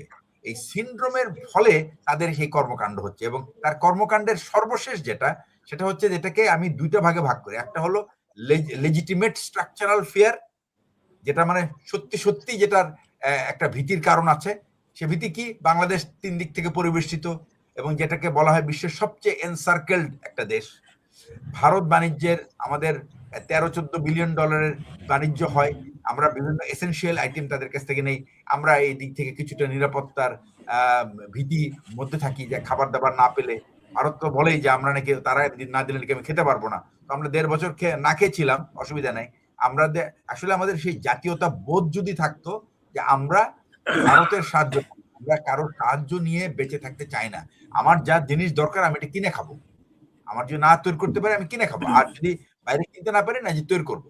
নেক্সট হচ্ছে বাংলাদেশের পানির একটা বড় সমস্যা, এটা দিজ আর রিয়ালিটি। তারপরে কি, বাংলাদেশের প্রধানমন্ত্রীকে তারা, সাবেক প্রধানমন্ত্রী শেখ হাসিনাকে আশ্রয় দিয়েছে, সে একটা অপরাধী, সে অপরাধীকে তারা ফেরত দিচ্ছে না। এইগুলি হলো, এবং সে কোনো একটা সময় আর একটা প্রকট আকার ধারণ করতে পারে, প্রকট বা নিরাপত্তা পরিস্থিতি তৈরি করতে পারে। এছাড়া আছে কিছু ম্যানুফ্যাকচার্ড আর ম্যানিপুলেটেড ফিয়ার। এই ম্যানিপুলেটেড ফিয়ারটা কি জিনিস? ম্যানিপুলেটেড ফিয়ারটা হলো যে ওই যে আমি যে 4টা পয়েন্ট বললাম, এই বাস্তবতার বাইরে কিন্তু আর কতগুলি জিনিস আছে। সেটা হচ্ছে, নিজে নিজে যদি আপনি ভয় ফিল করেন, সেই ভয়ের থেকে আপনি কি করেন, আগে গিয়ে নিজেকে সারেন্ডার করেন। তার একটা খুব সাংঘাতিক উদাহরণ তারা দিয়েছে। সেটা হলো যে 26 সালের এপ্রিলে নয়াদিল্লিতে উচ্চ পর্যায়ের বৈঠকে বাংলাদেশ সরকার আনুষ্ঠানিকভাবে ভারতকে আশ্বস্ত করেছে যে বাংলাদেশ, মনে রাখেন 26 সালের এপ্রিলে, মানে এই যে এপ্রিল রানিং, বাংলাদেশের ভূখণ্ড ভারতের বিরুদ্ধে ব্যবহার করা হবে না, এবং নতুন সরকার যুক্তরাষ্ট্র, চীন বা পাকিস্তানের মতো দেশের সাথে নিরাপত্তা ব্যবস্থায় যাবে না। এটা মৌখিকভাবে নিশ্চিত করেছে। এটি একটি অসাধারণ প্রকাশ্য ছাড় মন্তব্য। কোন সার্বভৌম দেশ সাধারণত আগে থেকে ঘোষণা করে না যে সে কোনো নিরাপত্তা অংশীদারিত্ব গ্রহণ করবে না, এটা একটা দাসখত আপনি বলতে পারেন। এটি ঠিক সেই আচরণ যা আপনার মানে আমার প্রশ্নটা ছিল যে আমরা আসলে কি ধরনের ম্যানিপুলেটেড ফিয়ারের মধ্যে আছি। This is what is that result of manipulated fear. আরেকটা হচ্ছে যে ভারত অখুশি হবে কোন দেশ তার নিজের নিরাপত্তাকে হুমকি রেখে আর একটা দেশ অখুশি হবে এই কথা ভেবে গত 15 বছরে আমরা কোনো নতুন জেট কিনি নাই, আমরা কোনো প্রতিরক্ষা মানে আপনার হলো এয়ার ডিফেন্স সিস্টেম কিনি নাই, এবং আমাদের সাথে যে এই যে ইন্টারিম সরকারের সময় যে আলোচনাগুলো চলছিল সেটা আটকে গেছে। এবং এই কারণে যে আমরা যদি এগুলি কিনি তাহলে ভারত অখুশি হইতে পারে। একটা সার্বভৌম দেশের প্রতিরক্ষার বিষয়গুলি তার সিদ্ধান্ত নির্ভর করে মানে হওয়া উচিত কি তার নিজের প্রয়োজন এবং নিজের কার্যকারিতা, আমার এটা কতটুকু দরকার সেটার উপরে, কিন্তু তা না করে আমরা প্রতিবেশী কতটা আরামদায়ক বোধ করবে তার ভিত্তিতে আমরা ঠিক। তাহলে সেই সরকার আপনি কিভাবে আপনার কি তথ্য আপনি আসলে সে লুকানোর চেষ্টা, সে তো পারলে সব তথ্য ভাই আমার কাছে এই আছে এই নাই তুমি যা আছে সব নাও, আপনি সে নিজেই দিয়ে ভাই যে ভাই চমৎকার কিছু তথ্য আপনি আমাদের সাথে শেয়ার করেছেন, কিন্তু আমি যদি আপনাকে আবার কোশ্চেনটাকে রিফ্রেশ করি, বাংলাদেশে কাউন্টার এসপিওনেজ ল এটা কেন জরুরি, এটা জরুরি কেন আপনি করছেন, কিন্তু আপনি যেটা ব্যাখ্যা করছেন এটা হইতেছে বিদ্বান মানুষদের জন্য। সার্বিক অর্থে একটা কথা যদি আমি ঠান্ডা মাথায় বলি যে কাউন্টার এসপিওনেজ ল একটা কারণের জন্য আমরা ভারতের মতো কর্তৃক দেশটা চারিদিকে এমন একটা মানুষের দেশ, অসভ্য অদূরদর্শী কুত্তা চাণক্য নীতি হারাম জাতি খরগহস্তের এক দেশ ভারত, যাদের ভিতরে মানবিকতা এগুলো শেষ, আমরা চারপাশ দিয়ে ঘেরা। একটা কথা আপনি মনে রাখেন, আমেরিকা এবং কানাডা তারা পাশাপাশি রাষ্ট্র, এবং মেক্সিকো তারা নিজেরা বলে আমরা ইন্টেলিজেন্স শেয়ার করব, কিন্তু আমরা একজন আরেকজনের বিরুদ্ধে এসপিওনাজ কর্মকাণ্ডে আমরা পার্টিসিপেট করব না। আমরা এক দেশের ক্ষতি হয় আর এক দেশে এইটা করে আমরা এর ভিতরে ঢুকবো না। আপনি খুব ভালো করে জানেন মেক্সিকান কোন মানুষকে যদি এসপিওনাজ লতে আমেরিকায় অ্যারেস্ট করা হয় ভয়াবহ অবস্থা দাঁড়ায় যায়, ওই লোকটাকেই যে শুধু গ্রেপ্তার করে তা না, মেক্সিকোর জবাবদিহি করতে করতে জান বাইরে যাইব যে তুমি এই এসপিওনাজ ওয়ার্কটা কেন করাইছো। বাংলাদেশে যে কোনো প্রকার ধ্বংসযজ্ঞ করানোর জন্য আমরা বাংলাদেশের রাজনীতিবিদরা গত 54 বছরে একটা লেভারেজ দিয়েছি যে ভারতের হয়ে কাজ করা কোনো অন্যায় কিছু না। না এটা ঠিক না, তা না, না এটা আমি I don't agri on this. প্রথম কথা হলো আমি যখন আপনারা জিজ্ঞাসা করছি আমি কিন্তু কোশ্চেনটা করছি, এখন আপনি যেটা বলবেন তোর বলেন না কেন, আমি তো ওই কথাটাই আপনার কাছ থেকে আপনার প্রশ্নের উত্তরে আমি বলছি এটা না, আপনাকে আমি বলতে চাইছি ভাই এটা আমাদের জরুরি কেন, এটা বলেন, আমাদের এটা দরকার, এটা জরুরি ছিল নাই কেন, বিকজ আপনার যে দেশ চালায় তাদের তো ফিল করতে হবে যেটা দরকার, সে তো ফিলই করে না এটা দরকার, এই জন্য করে নাই, তাদের ফিলিংস তারা করে নাই, কিন্তু আমি বলছি এটা এই আইনটা আমাদের জরুরি কেন ছিল। হ্যাঁ, বিকজ এটা হইলে তো আপনি যারাই আপনার তথ্য পাচার করবেন আপনি তাদেরকে আপনি ট্রাই করতে পারবেন। এসপিওনাজ বলতে কি শুধু তথ্য পাচার আর কিছু নাই? না, আরো অনেক কিছু আছে, okay, lot of things are there. আপনি কি একটু শেয়ার করবেন, কারণ আমার মনে হয়েছে আপনি রাইট মানুষ এটা নিয়ে ব্যাখ্যা করার। আর কি আছে? একটা হলো যে আপনি হলেন এক ইনফরমেশন দিলেন, তারপর আপনি আপনার যে পার্সোনালিটিটা আপনার দেশের মানে আপনার তথ্য প্রদানে বাধার সৃষ্টি করে আপনি তাকে এলিমিনেট করে ফেললেন। It is part of the espionage operation, এটা আমি বলবো। আপনি এসপিওনেজ অপারেশনের ভিতরে জিয়া ভাই এইটা কি আসে? আপনি একটা তথ্য প্রদান করলেন, এই তথ্যের ভিত্তিতে তারা একটা অপারেশন সেট আপ করলো, একটা প্রজেক্ট তৈরি করলো যে বাংলাদেশে আমরা এটা করব। এই অপারেশনটা এক্সিকিউশনের জন্য ফার্দার ইনফরমেশন দরকার, আপনি তাদেরকে ফিট করতেছেন একটা করে একটা। এটার উপরে বিডিআর হত্যাকাণ্ড হয়েছে, এটার উপরে শাপলা চত্বর হত্যাকাণ্ড হয়েছে, এ ধরনের ইনফরমেশনের উপরে হলিয়ার্টিসন বেকারিতে আকাম কুকাম হয়েছে। কারেক্ট। এর কোনোটাই তো এসপিওনাজের গুপ্তচরবৃত্তির বাইরে না, নাকি আপনি আমার সাথে একমত? সবই এর ভিতরে। এবং খালি তাই না, আপনি মনে করেন যে আপনার ফিউচার প্রকিউরমেন্ট যেগুলি ডিফেন্স ইন্ডাস্ট্রি, ইনফ্রাস্ট্রাকচার, এগুলি সবই তো আপনার এই তথ্যগুলি, আগাম তথ্য যে আপনি এই যে হিউম্যান ক্রাই, এই যে এখন একটা যে আমি এগ্রিমেন্ট করতে যাচ্ছি পাকিস্তানে বা টার্কিতে বা চায়নাতে, এটা আমি আগেই জানাই দিলাম। So India starts blowing whistles all around the world, ঠিক আছে না?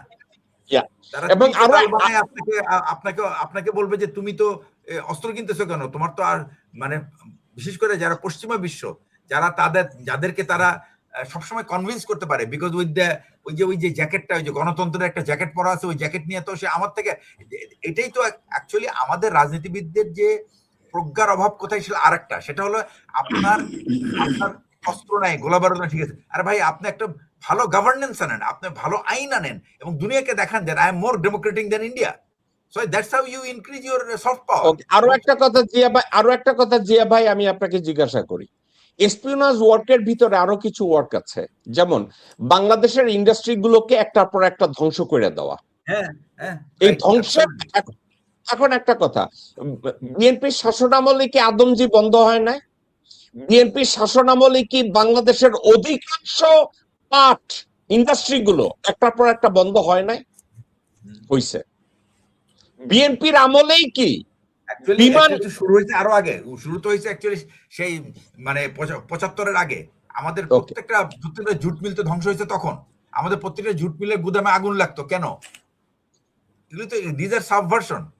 Any subversive operation is also part of espionage operation. এবং এটার মধ্যে যারা ইনভলভ থাকবে এটা কি করছে, এটা আপনার যে পটেনশিয়াল কম্পিটিটর তাকে আপনি ফ্যাসিলিটেট করতেছেন, আপনি আপনার প্রোডাক্ট মার খেয়ে যাচ্ছে, আপনার তারা নতুন নতুন জুট ইন্ডাস্ট্রি, আপনি র মেটেরিয়াল তৈরি করেন for their industry. That's very sad. Okay, আমি কর্নেল ফেরদৌস আজিজ, ব্রিগেডিয়ার জি একটা কথা বারবার বলছে এবং এই কথাটা লেজিট। কথাটা হইতেছে বাংলাদেশের যারা সিভিলিয়ান সরকার প্রধান হয় তাদের ভিতরে তারা এই প্রয়োজনীয়তাটাই ফিল করে না যে এই গুপ্তচর নিরোধ আইন অর্থাৎ কাউন্টার এসপিওনাজ ল এটা আমাদের দেশের দরকার আছে। আপনার কেন মনে হয় এটা তারা প্রয়োজন মনে করে না? প্রথমত এটা তারা প্রয়োজন মনে করে নাই, তারা সবই ছিল মানে কি বলবো, যোগ্য লোক, দক্ষ লোক, শিক্ষিত লোক সরকারে আমরা পাইনি, এটা হচ্ছে প্রথম কথা। আচ্ছা, আপনি শেখ মুজিবুর রহমান থেকে শুরু করে আজ পর্যন্ত যে কয়জন প্রধানমন্ত্রী হয়েছেন তাদের কয়জন উচ্চশিক্ষিত বলুন? কয়জন ছিল না। তো প্রাতিষ্ঠানিক শিক্ষার একটা দরকার আছে, তার জ্ঞানের লেভেল মানে নলেজ বেসটা উপরে উঠার জন্য, তো সেটা ছিল না। যারা মন্ত্রী এমপি হয়েছে বা সংসদে বসেছে তারাও আধা শিক্ষিত অর্ধশিক্ষিত ছিল, অথবা চোর বাটপার ছিল, দেশপ্রেম তাদের ভিতরে ছিল না। এবং তারা মানুষের কাছ থেকে ভোট নিয়ে জনগণকে জনগণ ফেনা তুলতো, গণতন্ত্র ফেনা তুলতো, সংবিধান ফেনা তুলতো কি একটা, এদের উদ্দেশ্য ছিল জনগণকে কৃতদাস বানিয়ে রাখা। জনগণকে তারা কৃতদাসের মতো ট্রিট করে গেছে গত 54 বছর, এবং তাদেরকে হাইকোর্ট দেখাইছে। মানে ট্রু সেন্সে তাদের দেশপ্রেম ছিল না। এক শহীদ রাষ্ট্রপতি জিয়াউর রহমান ছাড়া বাকিদের দেশপ্রেম ছিল বলে আমি এটা মানি না। আচ্ছা, এখন এই যে গত এই যোগ্য মানে অযোগ্য, অদক্ষ এবং হাফ মূর্খ এবং হাফ শিক্ষিত লোকগুলা তারা সবসময় চায় নাই যে তাদের চেয়ে শিক্ষিত এবং জ্ঞানী কোনো লোক রাষ্ট্রযন্ত্রে উঠে আসুক বা পলিটিক্যাল ইনস্ট্রুমেন্টে উঠে আসুক। একটা দলের ভিতরেও কিন্তু একটা যোগ্য লোককে উপরে উঠতে দেওয়া হয় না, কারণ ওই দুর্বল লোকটার ভয় থাকে সে যদি আমাকে আউটস্মার্ট করে দেয়।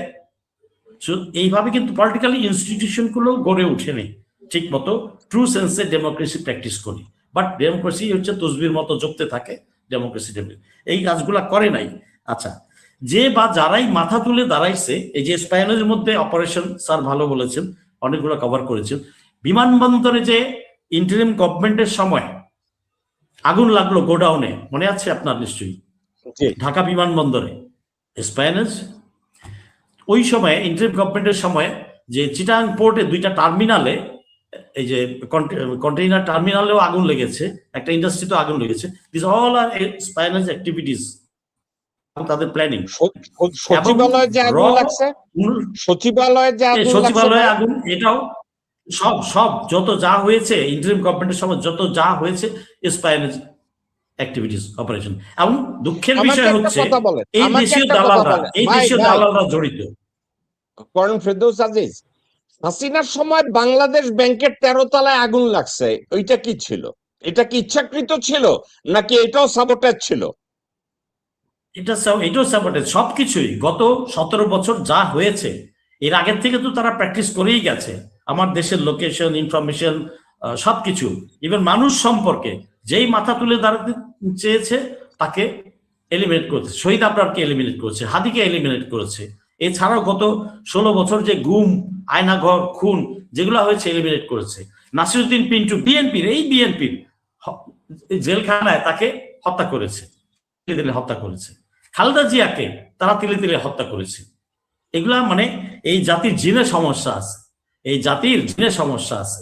এই যে অদক্ষ লোকগুলা 71 থেকে এই পর্যন্ত শাসন করে গেছে, তারা সবসময় নম নম নম ভাব, যে দুর্বল সে তাড়াতাড়ি নম ভাব করে, কারণ সে তো পারবে না টিকতে, তো তার বাইরের ওই প্রভুর সাহায্য নেয় এবং সেবা দাস হয়ে থাকে।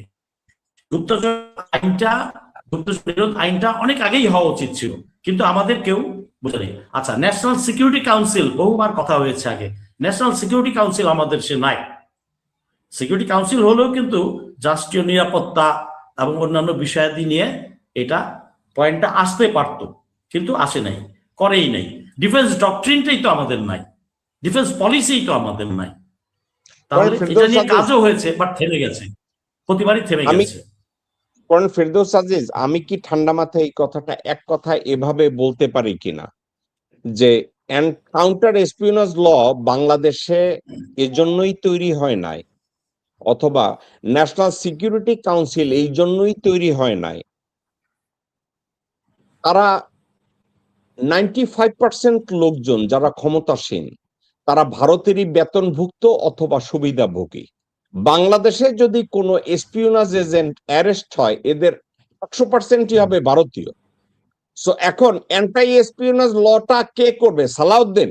সালাউদ্দিন যদি অ্যান্টাই এসপিওনাজ ল করে, তাহলে তো এই কুত্তার বাচ্চাই প্রথম গ্রেপ্তার হওয়ার কথা। ও এই আইন কেন করবে? ব্যাপারটা কি এরকম না? জি, এরকমই। এবং এইভাবে কিন্তু গত 54 বছর হইতে দেয় নাই। এই গত 16 বছরেরটা আমাদের চোখে পড়ছে খুব strongly, but slowly in steady গত 71 সাল থেকেই তারা এইভাবেই কাজ করে গেছে, যে কারণে বিডিআর হত্যা হয়েছে, শাপলা হত্যা, স্যার যেগুলো বললেন, এগুলো সব ওকে ফেরদৌস ভাই, আপনি এক কাজ করেন, ফেরদৌস ভাই আপনি এক কাজ করেন, আপনি লগ অফ করেন, তারপরে লগ অফ করার পরে আবার লগ ইন করেন। আপনার কথাটা ব্রেকআপ করতেছে, আপনার আমার মনে হয় রাউটারটা সেট আপ রিসেট করতে হবে প্লিজ। জিয়া ভাই, আমি আপনাকে যদি জিজ্ঞাসা করি যে আইন কারা করবে, একটা কথা বলি নেই, ওই যে যে কথাটা আপনি বলতেছিলেন, আমি I think you are spot on, যে ওই যে যারা স্প্যানিয়াজ, আপনি যে বললেন যে কথাগুলি, এটা কেন অ্যান্টি স্প্যানিয়াজ অ্যাক্ট হয় না? লেটস সে ফর এক্সাম্পল, আমি ধরে নিলাম থিওরিটিক্যালি আমাদের রাজনীতিবিদরা অত সচেতন না, হোয়াট অ্যাবাউট আওয়ার ব্যুরোক্রেসি? তাদের কাজটা excellent question, excellent, they make money from there. এই তথ্যগুলি দিয়ে পাচার করে তারা টাকা আয় করে, এবং এদেরকে দিয়েই করা এই সমস্ত। এই এবারে কিন্তু এমন সিদ্ধান্ত নেবেন যেন ওই কাঁচা চামড়াগুলি যেন আমাদেরকে চলে, আপনাদের ওখানে দাম কমে যায়, এরকম চিন্তা করবেন, ওইরকম ভাবে আপনারা পলিসি নেবেন। আপনি জুট তাই, ধানও তাই, গম তাই, সব তাই, এভরিথিং আপনি যাই বলেন, আপনি এগুলির পিছনে। এই জন্য বলি, এই দেশের এই দুরবস্থার একটা প্রধানতম কারণ হলো আমাদের করাপ্ট, হাইলি করাপ্ট প্রশাসন, হাইলি করাপ্ট। এবং সবচেয়ে মজার ব্যাপার হলো, এরা কিন্তু কখনো ওই জালে, জবাবদিহিতার জালে ধরা পড়ে না, ধরা পড়ে কিন্তু রাজনীতিবিদরা। আর এই রাজনীতিবিদরা এরা এতই ভোদাই যে তারা এমন কোনো কিছু করতে পারে না যেন এই এই এই যে এই যাদের যাদের মানে সুপরিকল্পিত মানে মানে প্ল্যানে এই এই এই সমস্ত দুর্নীতি বা এই সমস্ত অকাজ হইতে থাকে, তার বেনিফিট কিন্তু পায় দুইজনই, সেও পায়, রাজনীতিবিদও পায়, ওই ব্যুরোক্রেটও পায়। কিন্তু জেল খাটে কিন্তু রাজনীতিবিদ, ব্যুরোক্রেট কিন্তু জেল খাটে। এবং এরা সংসদে বসে এই আইন কোনোদিন পাশ করতে পারে না যে ভাই এমন কিছু একটা আইন করো যেন এদেরকে আমরা জবাবদিহিতে আনতে পারি, এরা যেন আমাদেরকে আর ভুল না করাইতে পারে। এটা করে না কেন আপনার মনে হয়? এরা কি ওই তাদের সাথেই ভাগ বসায়, নাকি তাদের সাথে পেরে ওঠে না? কোনটা? না, পেরে ওঠে না। আসলে দুইটা জিনিস, একটা হচ্ছে যে শোনেন, একটা রাজনীতিবিদ যদি স্মার্ট হয় না, পেরে ওঠা কোনো ব্যাপার না তার জন্য। আমার কথা হলো যে সালাউদ্দিন কেন পারবে না আমার একটু বলেন তো। সালাউদ্দিন, আমির খসরু। সালাউদ্দিন, আমির খসরু তো তারা তো ঘাঘু মন্ত্রী, তারা প্রতিবার প্রত্যেকটা গভর্নমেন্টের পরে দুর্নীতির মামলা খাইছে, এবং তারা জানে না এই দুর্নীতির মধ্যে বেনিফিশিয়ারি, যদি সে যদি বেনিফিশিয়ারি হয়ে থাকে, কিন্তু তাকে তার মেকানিজমটা কে করে দিছে সেটা জানে না, সে অবশ্যই জানে। তো আমার কথা হলো যে একটা মন্ত্রী যখন ফাইল সাইন করে তখন সে বলে, দেখেন আমি সাইন করতেছি, but if I am going to be jail, you are going to go with me, remember that. তাহলে কিন্তু ওই বেটা ওই ওই ওই ওই ওই যে আমলা সচিব, হি উইল মেক শিওর, বলছে যে নোটশিট ইনিশিয়েট করবে সে থেকে শুরু করে everybody will go to jail, এবং আপনি আন্ডারটেকিং নেবেন তার কাছ থেকে।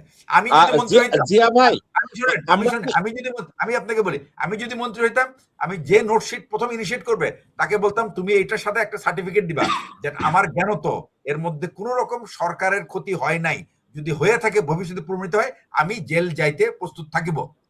দেখেন আপনি কেমনে দুর্নীতি বন্ধ হয়ে যায়। জাস্ট দিস ইস্যু দিস, এটাই হলো আপনার ওই যে আমেরিকানরা বলে না যে যখন নাকি কন্ট্রাক্ট আপনি কোথাও নিতে যান, যে আমি কন্ট্রাক্ট পাওয়ার জন্য কোন রকম শপথ নেয় আবার তারা, যে আমি কোন রকম মানে দুর্নীতির আশ্রয় নেই নাই, এই ডিক্লারেশন দিতে হয়, কিন্তু এই ডিক্লারেশন না দিলে you don't get the contract. এবং যদি কোনো সময় দুর্নীতি ধরা পড়ে, he is going to go to jail because he has already given. এটা হলো মানে violation under oath, you have violated the oath and you have given the signature. আর আমরা যখন ভিসা অ্যাপ্লিকেশন করি, ওখানে অনেকগুলি প্রশ্ন থাকে, এগুলি যদি একটা ভুল উত্তর হয়, you will be tried by US court because you have lied under oath. It's a very serious offence.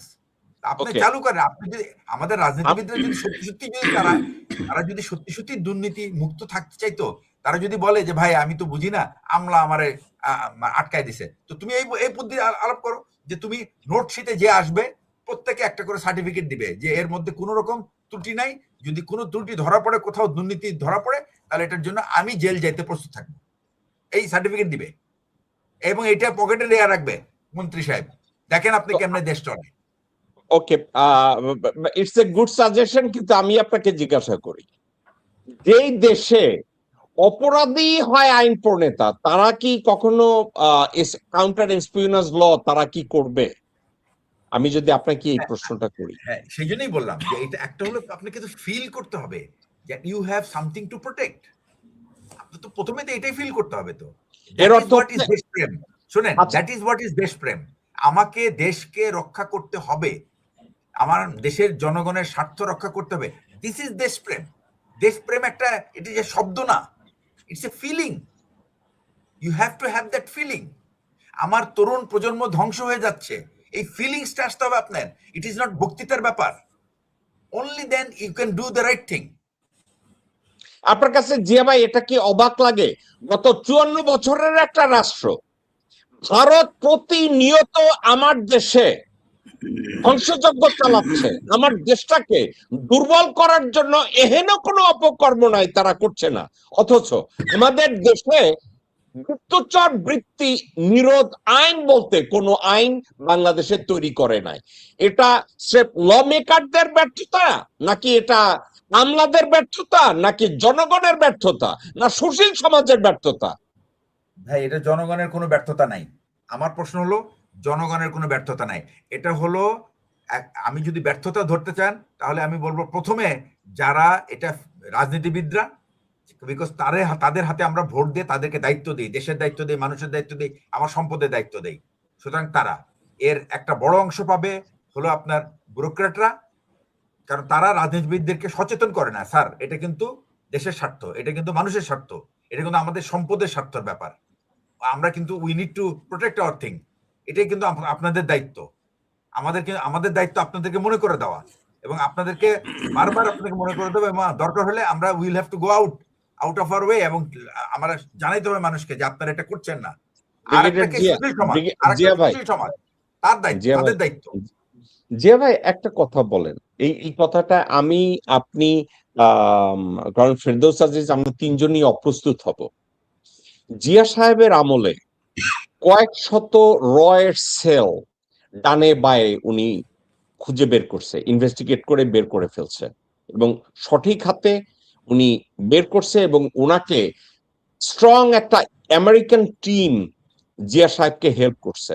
এই যে জিয়া সাহেব সম্পর্কে বলা হয় না উনি আর্মি অফিসারদের মারছে, এয়ারফোর্সের অফিসারদের মারছে, অমুক জায়গায় অমুকরে মারছে, জিয়া খুনি। একটা কথা আপনাকে আজকের বলি, শেয়ার করি, অনলাইনে আমার কথা সবাই শুনতে পাচ্ছে। জিয়া সাহেব আমেরিকার সাহায্য নিয়ে রয়ের 1100 সেল উনি ডিসকভার করছে এবং তাদেরকে উনি ফরমাল কোনো বিচারের মুখোমুখি করে না, ডানে বায়ে করে কইছে এদেরকে ফালাইয়া দাও। কারণ উনি জিয়া টের পাইছিল যে উনি যদি জুডিশিয়াল প্রসেসে এটা নেয়, এই জুডিশিয়াল প্রসেসে তাদের কারো বিচার হবে না, উল্টা জিয়ারই বিচারের মুখোমুখি করে দিবে। এবং জিয়াকে এই অ্যাডভাইসটা আমেরিকা থেকে করা হয়েছিল যেটা করো। জিয়া সাহেব এত দূর। জিয়াউর রহমান নিজেও, প্রথম কথা হলো যে উনি অ্যাকচুয়ালি উনার সাথে কারো কোনো তুলনা আসলে করা উচিত না। মানে উনার যে দেশপ্রেম, উনার যে আর কিচ্ছু নাই, আর কিচ্ছু ছিল না। উনি নিজেকে রীতিমতো নিজের শরীরকে উনি ফিল করতো না। Insane man, insane person. আমি আপনার সাথে একমত ভাই, আমার কোনো দ্বিধা নাই এ ব্যাপারে, আমার এখানে প্রতিবাদ করার কোনো কিছু নাই। কিন্তু একটা জিনিস, আপনার কি মনে হয় সময় স্বল্পতার জন্য উনি এই আইনটা নিয়ে চিন্তা করতে পারে নাই, নাকি চিন্তা করতে দেওয়া হয় নাই? আপনার কি মনে হয়? আমার মনে হয় কি তার এই আইনটার থেকে আরো বেশি প্রায়োরিটি ছিল, আরো অনেক।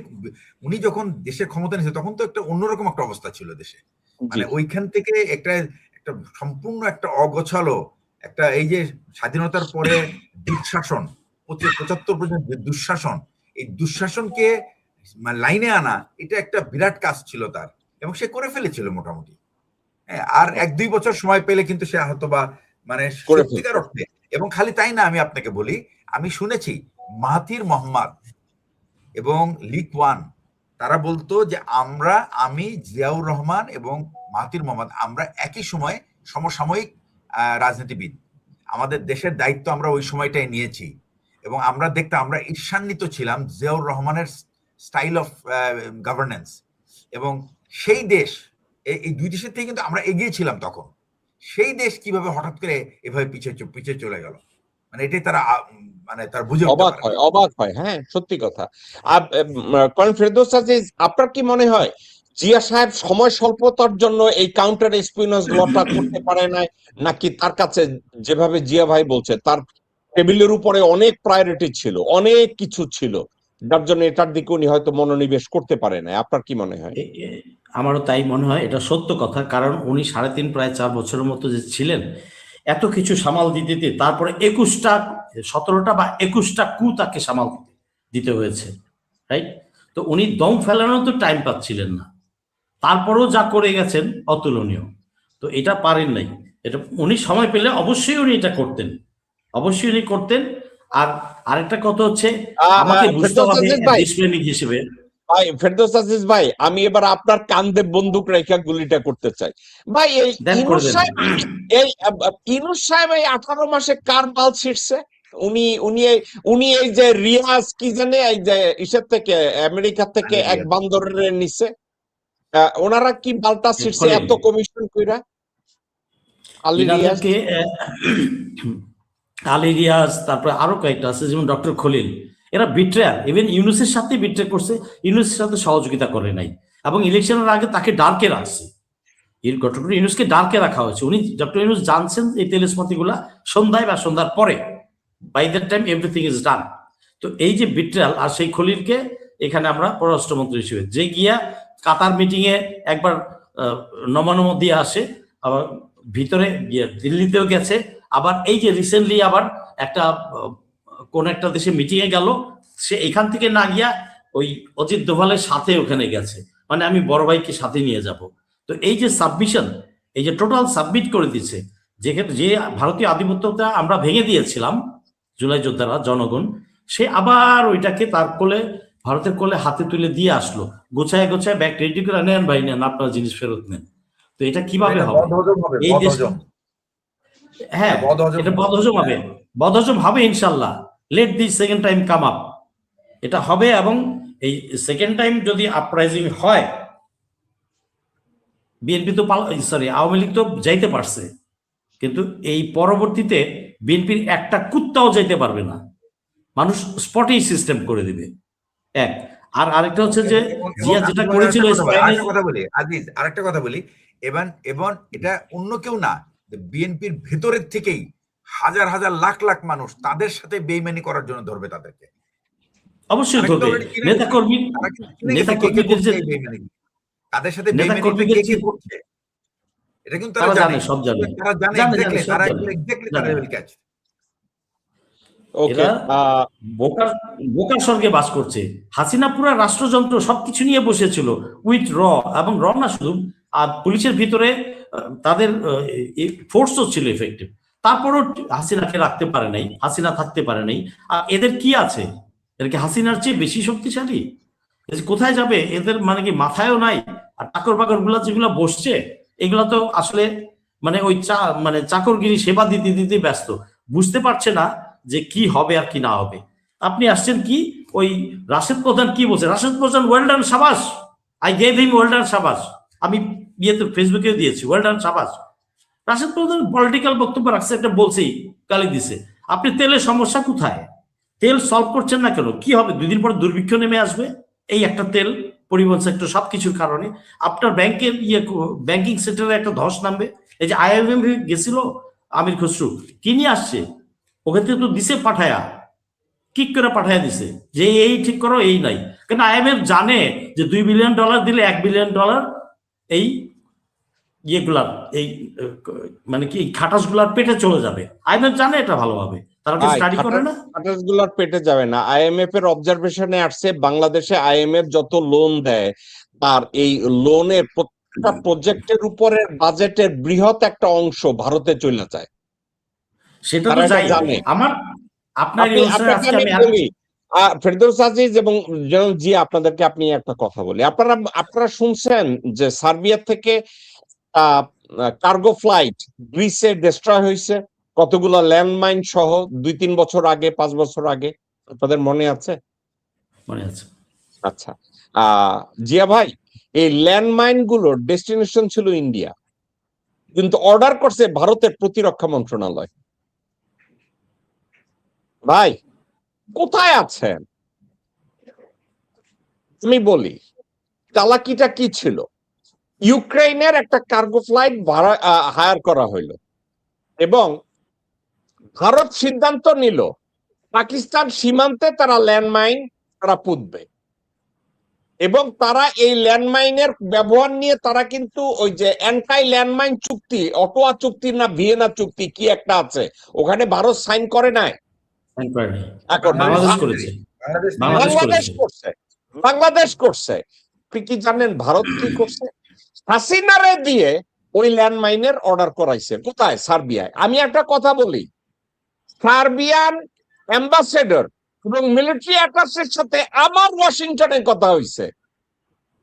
আমার কথা বাদ দেন, নিউ ইয়র্ক টাইমস প্রতিরক্ষা মন্ত্রণালয়তে ফোন করছে, ফোন করার পরে জিজ্ঞাসা করছে এই কার্গো ফ্লাইটে কি ছিল, তো তারা অন্য আনসার কথা বলছে, ল্যান্ডমাইন বলে নাই। বলছে তোমাদের ল্যান্ডমাইন কি কাজে লাগবে, বাংলাদেশ তো ল্যান্ডমাইন ট্রিটিতে সাইন করছে। বাই মিস্টেক বাংলাদেশের প্রতিরক্ষা মন্ত্রণালয়ের হুবরি বলছে এগুলো আমাদের না, এগুলো ইন্ডিয়া। এখন এই সার্বিয়াতে এই ল্যান্ডমাইনের পয়সাটা দিছে কে? বাংলাদেশ। আচ্ছা, তো এখন IMF আর ওয়ার্ল্ড ব্যাংক যে পয়সা দেয় তারা কি জানে না যে এই পয়সাগুলো কোথায় যায়, খরচ হয়? আর আরো একটা কথা বলার অপেক্ষা রাখে না ভাই। এখন আমি আর আপনি লোকজনকে ওয়ার্ন কইরা অ্যাওয়্যার কইরা লাভটা কোন জায়গায় গিয়ে আমরা যাই দাঁড়াই? আসলে সবাই জানে সালাউদ্দিন ভারতের এজেন্ট। এখন এই সালাউদ্দিনের উসিলায় ওই যে মৃত্যুদণ্ড হচ্ছে না ওসি প্রদীপ প্রিয়র মৃত্যুদণ্ড কিন্তু হবে না। মেজর সিনহারে যে মারছে এর কোনো বিচার টিচার হবে না। কেন হবে না? আমির খসরু এবং সালাউদ্দিন ভারতে প্রমিস করে আইছে প্রদীপটা ছাইরা দেওয়া হইব, এবং এক সময় দেখা যাবে আজতে সে নাই। জি, এটা শুনেছি। এটা জানার পরে তারেক রহমান ওই লোককে নমিনেশন দেয় এবং কক্সবাজারের আনকিবাগির ছেলেরা সালাউদ্দিন রে ভোট দেয়। তাহলে আমি আর আপনি কাদেরকে নিয়ে ভাই? This is conflict of civilization. আমরা বাংলাদেশিরা যদি মনে করি জানি যে ব্রিগেডিয়ার জিয়া আমারে জবাই দিবে, তারপর আমি জিয়ারে স্বরাষ্ট্রমন্ত্রী বানাবো, তাইলে ভাই জিয়াই আসুক, জিয়াই আমাদেরকে জবাই দেখ, আমরা এখন ওখানে দাঁড়ায় আছি। ভাই আমার সময় শেষ। ব্রিগেডিয়ার জিয়া